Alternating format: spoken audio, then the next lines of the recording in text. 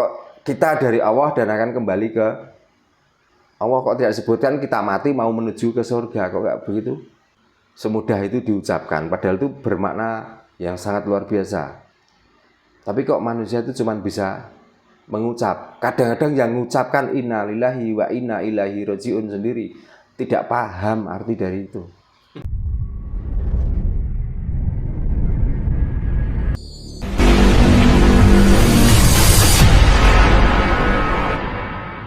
Berarti intinya ada musibah semacam banjir, tanah longsor dan lain sebagainya itu termasuk kita yang kurang punya rasa dengan alam itu Pak. Ya kita kurang bersinergi dengan alam, kita kurang berdamai dengan alam itu. Maka jangan salahkan kalau banjir itu melanda, jangan salahkan kalau tanah itu longsor, jangan salahkan kalau gunung itu meletus. Ya karena kita itu kurang bersinergi atau kita itu kurang berdamai dengan alam itu. Bukan kok malah menyalahkan Tuhan murka ya Pak ya. Enggak gitu. Pertanyaannya itu Tuhan yang mana yang murka? Makanya kalau Tuhan itu masih murka, Tuhan itu masih senang curhat, Tuhan itu egois. Kenapa Tuhan yang seperti itu kamu sembah? Kenapa Tuhan yang seperti itu kamu agung-agungkan? Karena Tuhan itu mempunyai sifat agung, dalam arti sifat agung itu Dia itu maha segala-galanya. Jadi jangankan kok amit ya, jangankan disembah. Tuhan juga suka. Enggak disembah itu lo suka Tuhan itu. Itu yang dinamakan Tuhan itu mempunyai sifat agung.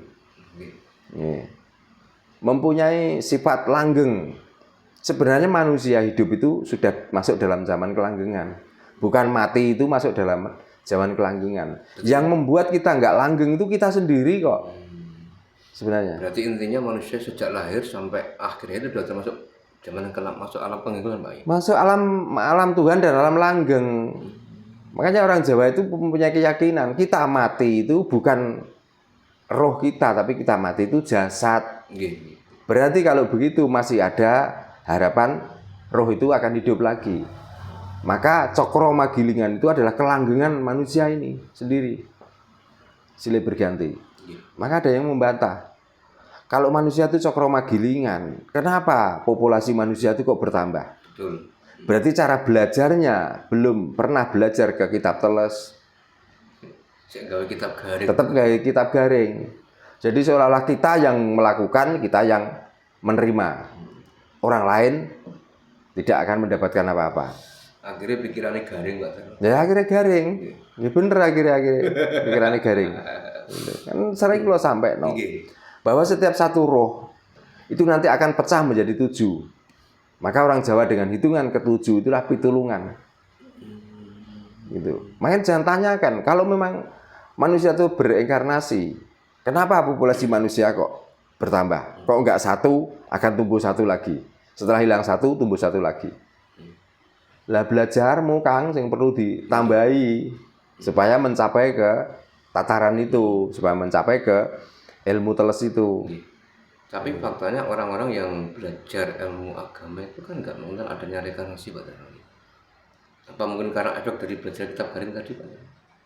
Ya kebanyakan orang yang belajar dari ilmu kitab garing itu kan cuman begini, di saat kita tuh melakukan baik, kita akan mendapatkan surga, di saat kita melakukan buruk, kita akan mendapatkan neraka. Nah pertanyaannya, kenapa setiap ada orang mati kok mesti mengucapkan inna lillahi wa inna ilaihi rajiun? Kok gak inna jannati wa inna, kok kita dari Allah dan akan kembali ke Allah, kok tidak disebutkan kita mati mau menuju ke surga? Kok nggak begitu?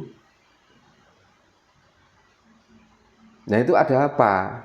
Dan bagaimana cara merasakan ilmu itu atau ucapan itu? Semudah itu diucapkan, padahal itu bermakna yang sangat luar biasa. Tapi kok manusia itu cuma bisa mengucap. Kadang-kadang yang mengucapkan inna lillahi wa inna ilaihi rajiun sendiri tidak paham arti dari itu. Nah, karena apa? Ya karena kebanyakan belajar dari kitab garing. Tidak mau belajar dengan kitab teles. Makanya kalau belajar kitab teles, ojo njiwit. lamun dijiniwit krasa lara, mula sira aja seneng jiwit marang sepadha-padha. Itu artinya apa? Ya kita tuh merasakan orang lain itu ya diri kita. Makanya kowe kuwi aku ki ya kowe. Begitu akhirnya.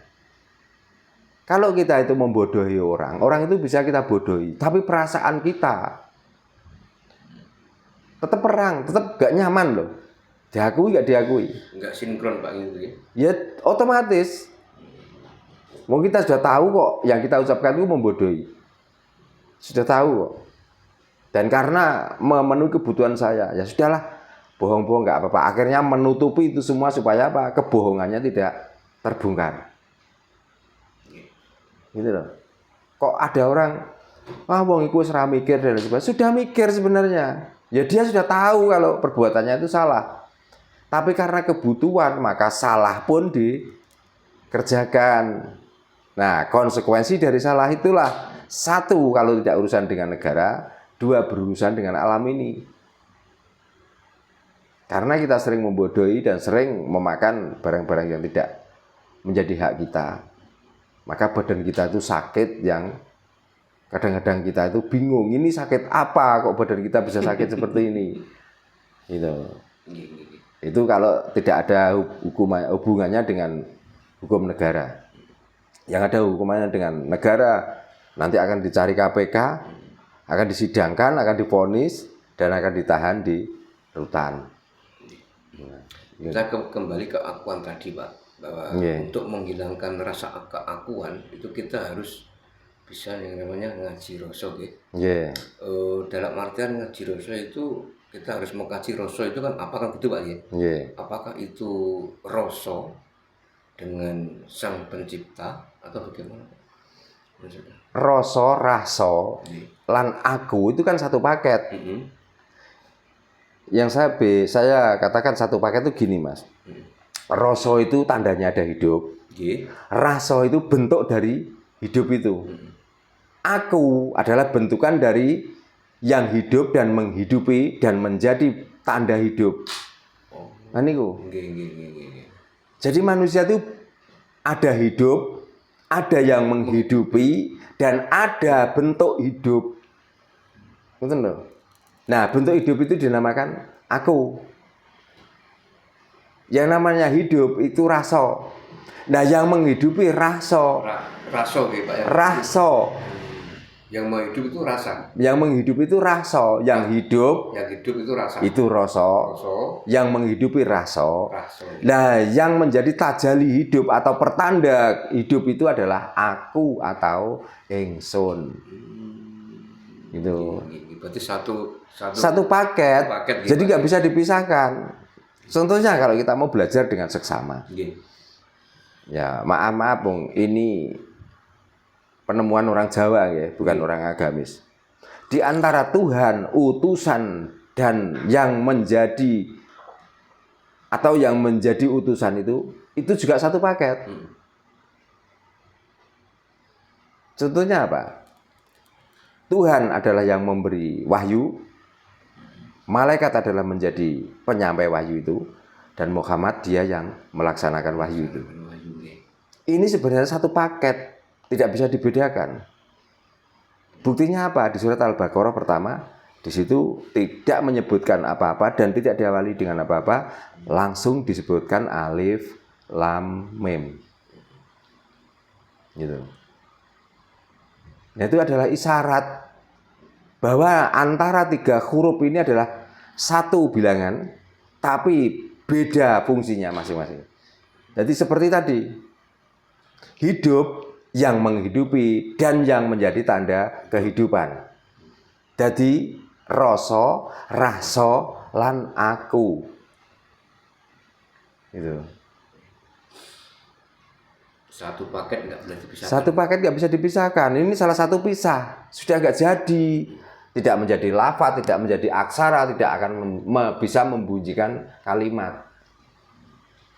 Itu loh. Kita contohnya, kita hidup tanpa rasa, kita menjadi orang gila.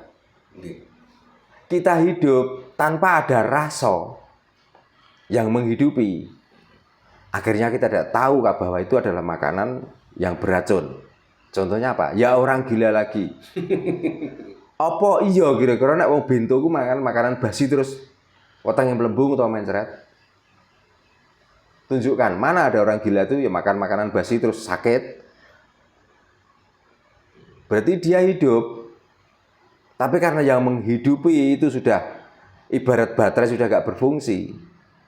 Dia cuman pakai ada pertanda hidup karena dia masih jalan. Kalau ada hujan dia berteduh. Cuman begitu saja. Tapi mengarahkan hidupnya dia sudah nggak bisa lagi. Gitu. Ada yang manusia itu masih bisa mengarahkan hidupnya. Dan dia masih bisa berangan-angan. Tapi tanda hidup, saraf-saraf kita sudah putus, stroke dan lain sebagainya. Dia tidak berdaya sama sekali. Tapi kan dua-duanya itu ada rasa. Rasa hidup itu. Gitu. Kalau sudah ditinggalkan rasa, matilah kita. Jadi aneh niku ngoten niku.